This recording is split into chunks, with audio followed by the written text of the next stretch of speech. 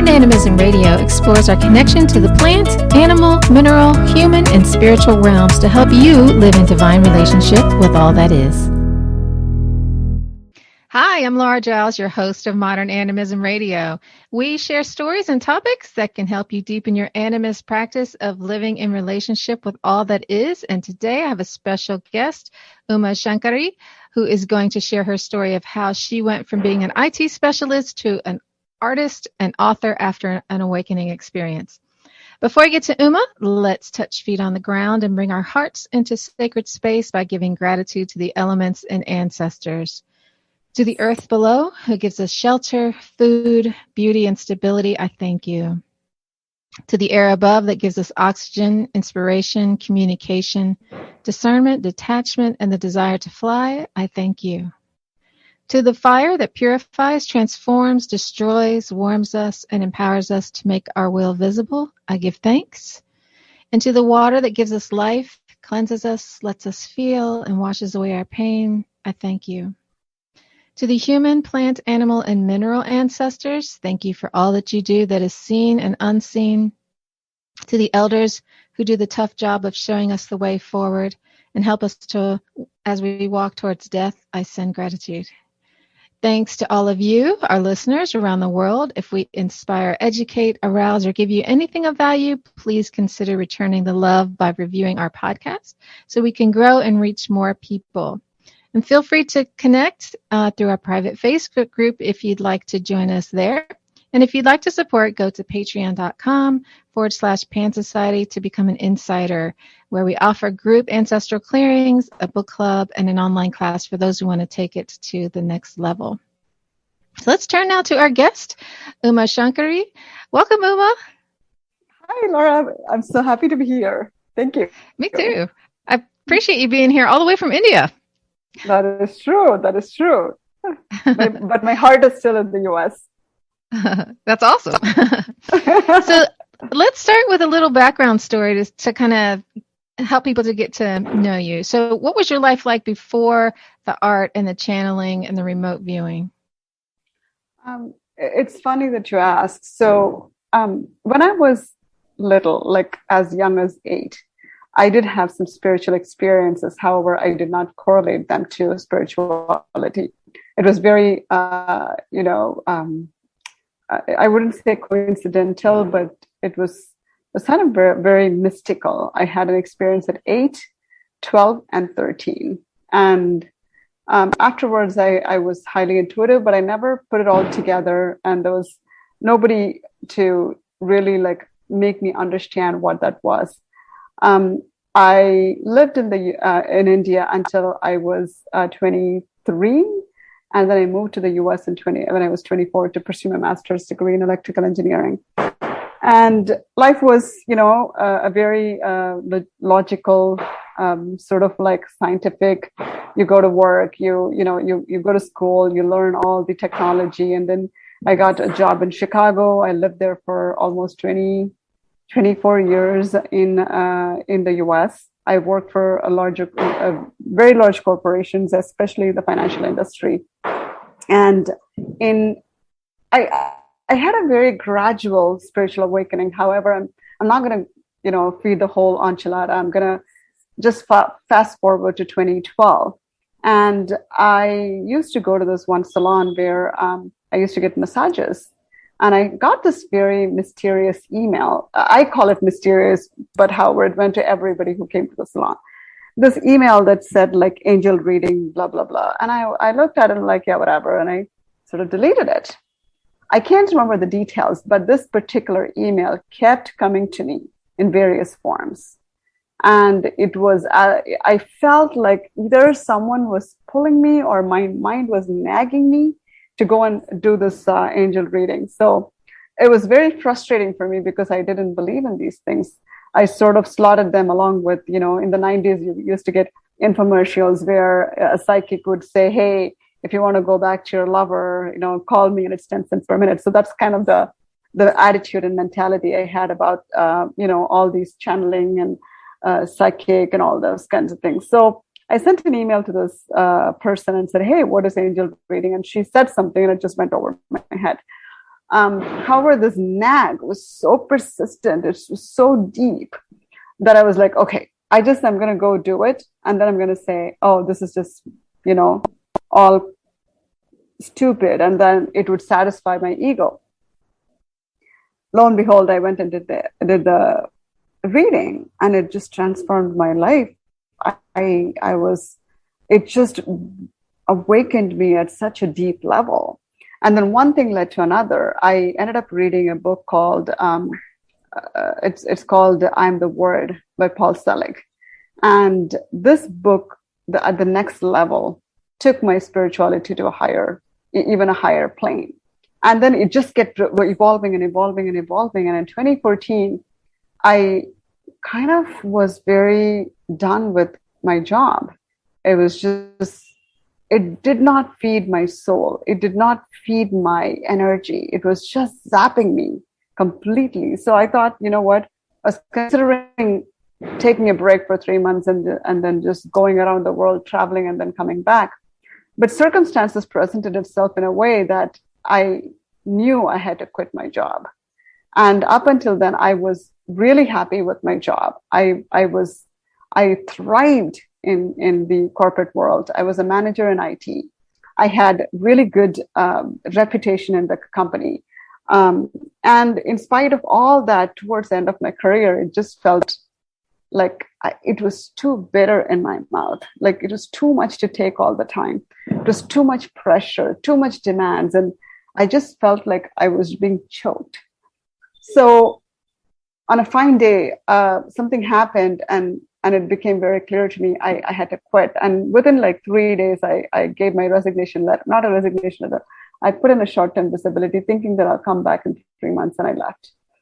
I hadn't spent any time with my family in about 15, 16 years. So I decided to come home, spend 3 to 4 months with my family, just get acquainted and just, be there with them. And I had like a really great bonding session with my family.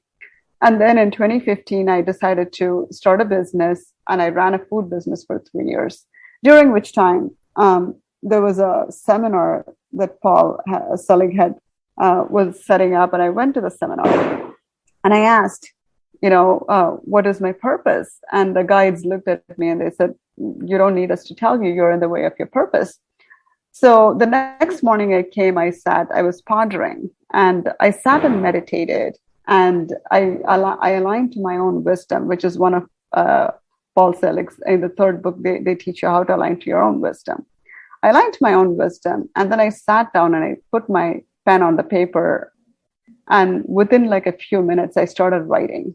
Like it felt so fast. Like I in an hour and a half, I picked up and read it, and I knew it was a chapter from a book. So for 21 days I did this. Like the next morning, my forearm was tingling, and I was woken up between 5 and 5:05. And I was asked to write. So I did that over a period of 21 days. And it was the most blissful time of my life. I just felt like I was just so nourished, nurtured, and taken care of. And I set it aside, and there was this sort of like those 21 days were so rigorous for me. And it was so, I wouldn't say stressful, but it was just a lot of not like bad energy, but like a lot of giving myself to it.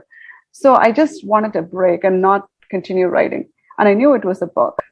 And I took time off, and I said, can you give me some time before you give me the next book? And I heard a resounding yes, and then they let me be. So between 2014 and 2019, I had written about 4 or 5 books. And I would get intuitively guided to do so, and I would do it. What happened was, in 2019, I launched my very first book.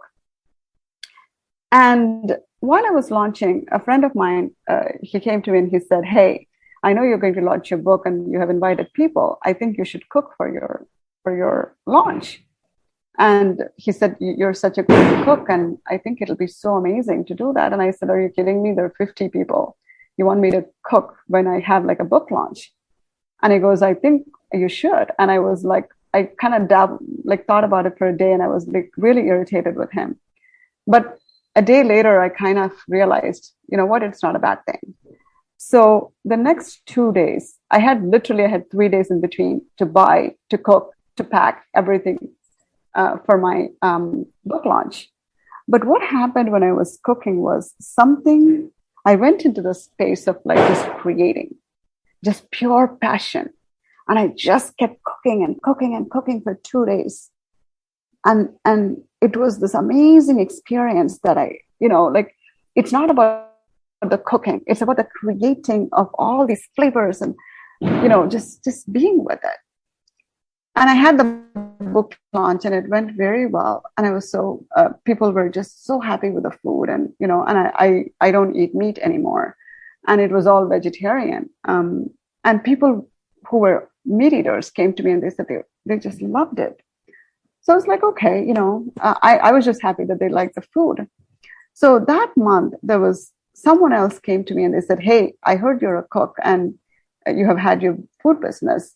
Would you be willing to cook for me a meal plan? I was so happy because it was just creating. And I said, yeah, I will do that. So I cooked for this person for like maybe 3 weeks or so. And during that time, the same thing happened. I would go into the zone and I would just create and create and create. And it just gave, I think what happened was something within me just unplugged. And like there was a flow, there was like this connection with the cosmos that happened. And fast forward in December, I heard 2 days before 11/11, and I didn't even realize it was 11/11. I heard that I was going to write yet another book. I said, okay. So on 11/11, I sat down and I started writing, and I heard so many words that I had never heard of, which happens to me even in the other book.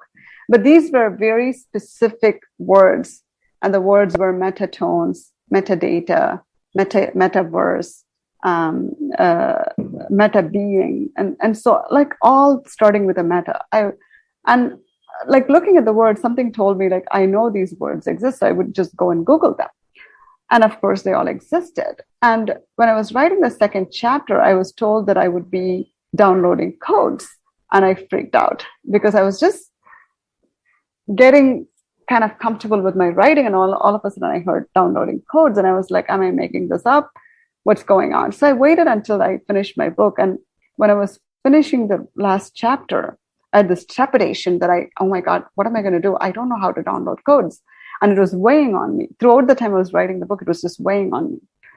So when I wrapped up the book, I said, I sat down on 20th of December 2019, to be precise. I sat down and I looked at my notebook and I'm like, what the hell am I going to do? Like, how am I going to download these codes?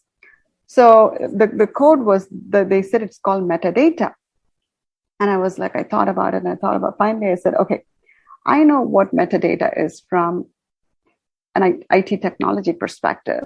That's all I said. And I put my hand on the paper and I started like writing down codes at a very fast rate. And I kept writing, and for 5 days, I just kept downloading codes after codes after codes. And on the 6th or 7th day, I knew I had to draw. So that afternoon I went and I went to the local CVS and I bought like a drawing notebook and a black marker. And within an hour, I had like 4 or 5 very musical sort of patterns. And I looked at it and I was like, oh my God, what is this? And fast forward another 5 or 6 days later, I knew I had to go and buy black paper and gold and silver pens. And that was the beginning of my artwork. I've never, ever drawn in my life. I've never held a brush. I don't know how to put a stroke, like nothing. All I know is I've done some, biology, physics in high school that I knew like I had to draw some stuff. And that's all. That was the extent of my drawing.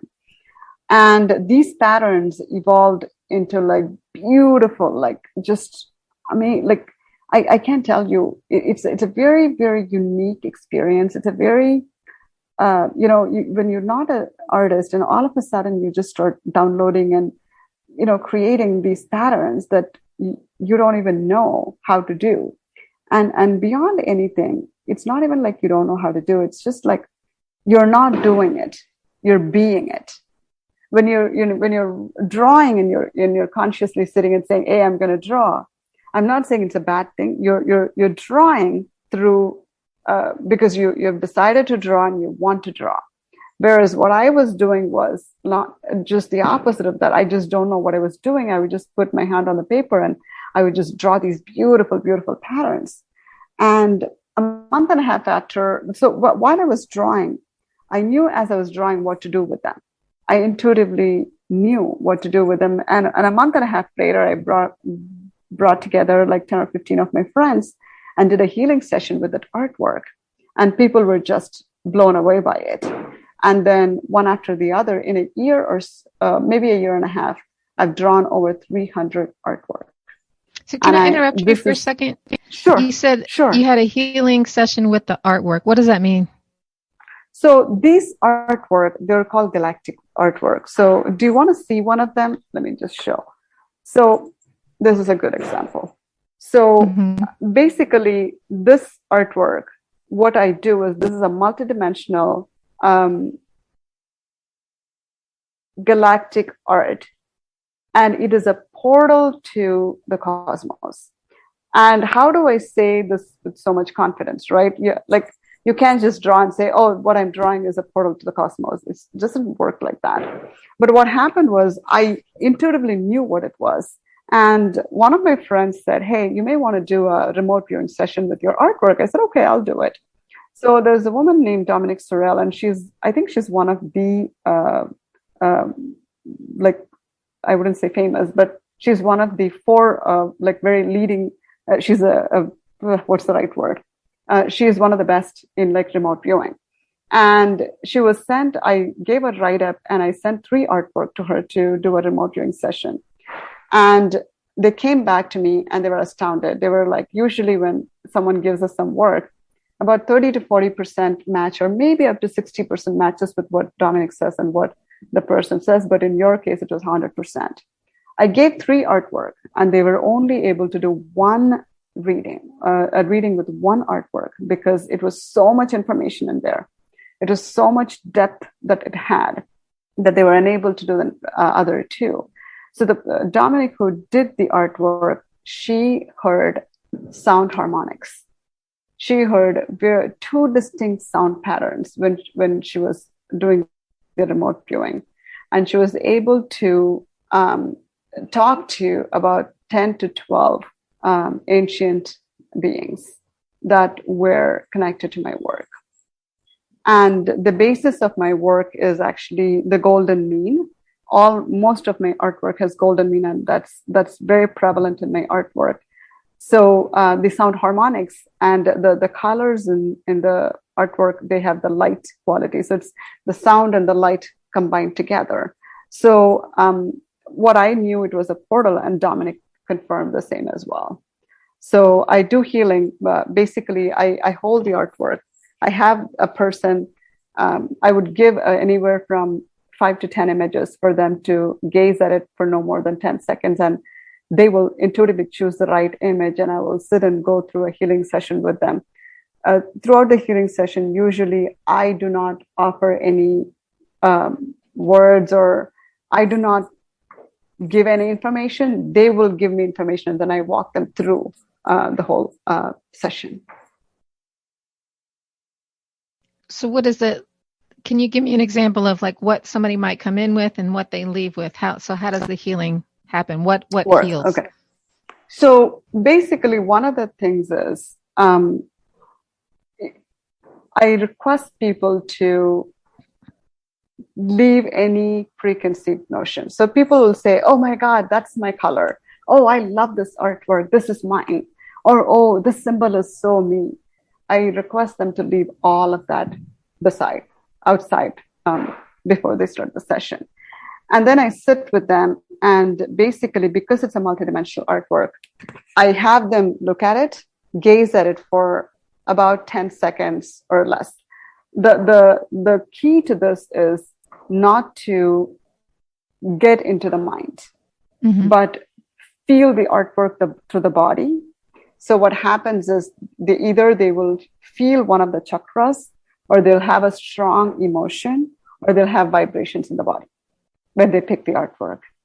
And what I would do is I would rotate them. Because it's a multidimensional artwork, I just keep rotating them, and I'll keep asking them questions, and they'll keep answering me what they're seeing. And then finally, anything could happen. There is no set, here's what happens, because it's not a magic wand either. So they will come back, they'll either release a pain, they will have their chakra opening, or they'll have something that is something that they did not expect. So there's not a set, here's what they get out of it. It is whatever they need, that is what they get out of the artwork. Okay. And you mentioned ancient beings. Were you in contact with them as you were creating it? Do you communicate with them, or is that something that you discovered through the remote viewing? I discovered through the remote viewing. However, I was led to draw one diagram that looked something like a being. And when they told me later on, I realized that was one of the artwork. And one day, I don't know if it was before the viewing or after the viewing, I'm going to say it was after the remote viewing, I was able to see them as I was waking up from my sleep. I would say there were about 10 to 12 of them. And they had this fluorescent white and sort of fluorescent black and sort of fluid body. That's what I remember. Why contact you? That's a great question. I seriously don't know. What I heard from Dominic, I wish I had the answer. And to be honest with you, Laura, I don't have a lot of answers. It's mysterious to me as much as for you or anybody else. And I personally think it's not that why me. I think each one of us has the capacity and capability.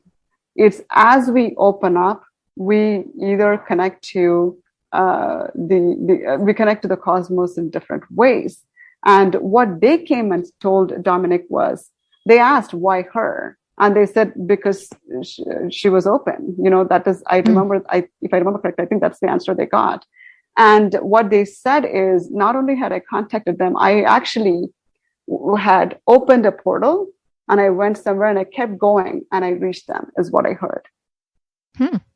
So it was very accidental, is what I heard. Okay. So potentially anybody, this could be anybody's experience. You know what? Yes, I would say so. What I would like to say is everybody has access to it. Everybody has access to the cosmos. I never consider myself anything special. The only thing that I am constantly in awe with is my artwork. That's it. Mm-hmm. Why do you suppose the galactic beings are interested in us and what's happening here? I think we're an integral part. I don't think they're separate from us at all. If I come from India, where we do a lot of cosmic work through Vedic astrology and all that, I think in India, we're very much connected to the planetary system and beyond. Everything that we do is connected to the cosmos. Anything we do, we look at timing, we look at the star, we look at, you know what I mean? Like, I don't think we're ever separate from them. So it's not like we exist on our own, right? And you being spiritual being, you probably know more than I do about this.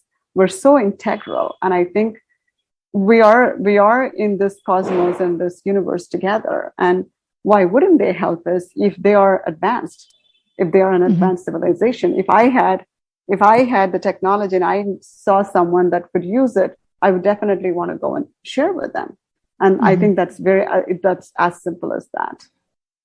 Yeah, I think if you live in that way where things are connected, that it's not a stretch at all. On your website, you talk about innate wisdom. Could you tell me about that? Yes. So in India, I'm going to share, because I live here right now and my origin is Indian. So about, before a long time ago, what they're saying is there were sage, what's the right word? There were beings, meaning human beings, that had 12-strand DNA. And they would always download everything from the cosmos, from the Akashic records. They could literally recite a mantra. They didn't need a book. They would just download it from there, you know. So, oh my God, I was sharing and I lost track of the question. Can you tell me the question again, please? Yeah. Can you tell us about innate wisdom? Yes. So for me, that's innate wisdom, meaning we're everything is already within us. So when I was drawing this, I didn't have to sit and align to the wisdom and say, oh, what am I getting? I didn't have to think about it. It just was very natural to me. Like when a child is born, you don't teach the child how to latch onto the mother's breast. It comes out and it knows it comes out crying and eager to be fed. And it knows the mother's body, it knows the temperature, it knows her love. It doesn't need to be taught. I think similar to that, we all have innate wisdom, that we have been disconnected. We have disconnected ourselves from the innate wisdom. We're so connected to the cosmos. And even if you're not spiritual, even if we're an atheist or whatever we call ourselves, we're still connected in a way that certain things are intuitive to us. Mm-hmm. It sounds like sovereignty is connected to that. Can you tell me about how that works, how that weaves itself in? I think so for example, you know, everything, I had to bring everything back to India, right? So we in India are a very spiritual culture. One of the things that's the basis of us is that the world is one family. If the world is one family, then as a universe, regardless of what other planet we live, we are still one family. We are sovereign because we come from one source. If we're coming from one source, we cannot be not that. That one source brings us all into existence and it takes us away and we still don't disappear. Everything that's manifested gets unmanifested into something else. Nothing ever gets completely destroyed. If I die today, my soul is still in existence. The energy part is still in existence. We're all energy beings. We're all energy beings. The only thing that separates us is the lack of knowledge and the lack of wisdom that we have, that we carry within us. That kind of makes us either selfish or self-involved or not evolved enough to understand that we are one. No matter how much we remain detached from our sovereignty, we are that. We don't have to define that and declare that. Innately, that's who we are. Mm-hmm. Mm-hmm. So how has this changed your life? It sounds like when you're telling the story, it sounds like it was just kind of seamless and easy. And, you know, maybe the people around you just kind of was like, oh, okay. But I can't imagine that it was that easy, was it? The writing of the book for me was not easy. It was very difficult. I went through a lot of emotions. But honestly, the artwork was very easy. And I'm not even trying to embellish that. It literally happened in one day. I literally started drawing in one day. It was the most easiest thing I've ever done in my life. And I was... How about your relationships? Did the people around you, your coworkers, your friends, did they just accept everything that was happening? Because it sounds like it was a transformation and you were a totally different person after. I wouldn't say as a person I was different, but I had acquired something new, which had changed me personally. But outwardly, I don't think people could have seen that change because it was so intrinsic within me. But people around me were astonished because overnight I went and showed them the artwork. Because that's highly impossible even for me. As I'm saying this, even for me, it's I pinch myself. Is this happening? Is this real? But my friends came but they knew, a lot of my friends knew how I am from the perspective of my writing my book. Some of them have read some of my books and they kind of understand me, that they were half surprised and half not surprised. But people who were not connected to my spiritual world were also sort of like, how did this happen? And I still don't have a lot of answers. I really don't. It's a mystery to me even today.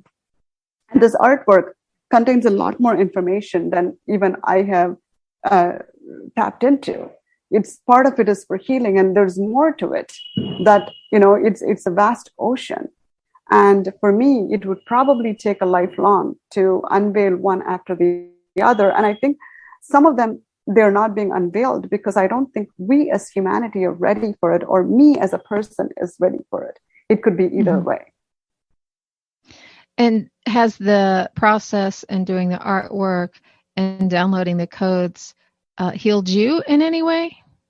A lot. One of the things about the artwork is most of the times when I sit down, I have no idea what's coming.